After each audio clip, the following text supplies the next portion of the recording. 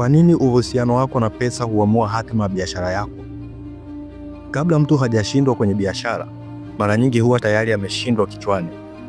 Na mara nyingi kushindwa huku hakuhusiani na ujuzi, kunahusiana na mtazamo wake kuhusu pesa. Kuna kijana mmoja alipata faida yake ya kwanza kwenye biashara.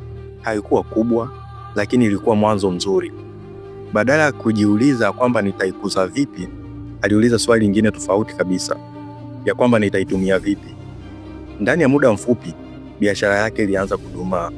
Sio kwa sababu haikuwa na uwezo, bali kwa sababu pesa ilionekana kama zawadi na si zana. Katika kitabu Rich Dad Poor Dad, Robert Kiyosaki kuna falsafa nzito sana. It's not how much money you make, it's how much money you keep and how hard it works for you. Hii inatuambia ukweli mmoja muhimu sana. Mjasiriamali hathamini pesa kwa kuitumia, bali kwa kuielekeza. Vijana wengi wanaingia kwenye biashara wakiwa na mawazo haya ya kwamba nikianza kupata pesa nitajithamini, pesa itanipa heshima, pesa itanithibitisha. Lakini biashara haifanyi kazi hivyo. Katika The Psychology of Money, Morgan Housel anaeleza kuwa mafanikio ya kifedha hayategemei akili sana, yanategemea tabia na mtazamo.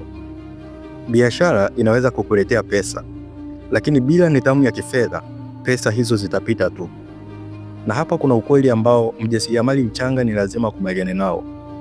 Faida ya mwanzo si kwa ajili ya starehe, ni kwa ajili ya uhai wa biashara. Katika Build to Last inaonyesha kwamba kampuni zilizodumu zilikuwa na utamaduni wa kuangalia kwa muda mrefu. Zilijifunza kuchelewesha starehe ili kujenga uimara. Hii ndio tofauti kubwa kati ya mfanyabiashara na mjasiriamali. Mfanyabiashara huuliza, nitapata pesa ngapi leo? Lakini mjasiriamali huuliza tofauti, biashara yangu itakuwa wapi baada ya miaka 5? James Clear kwenye Atomic Habits anatukumbusha kuwa kile unachokifanya mara kwa mara ndicho unachokuwa.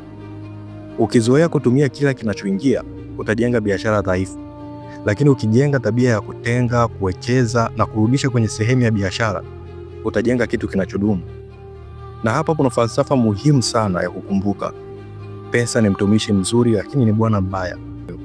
Ukiruhusu pesa ikuongoze, utapoteza mwelekeo. Lakini ukiongoza pesa kwa maamuzi ya busara, itakujengea uhuru. Na somo hili linapokuacha, nataka ubebe ukweli huu mmoja. Biashara inayokuwa huanza kwa akili iliyokomaa kuhusu pesa, na si mfuko uliojaa.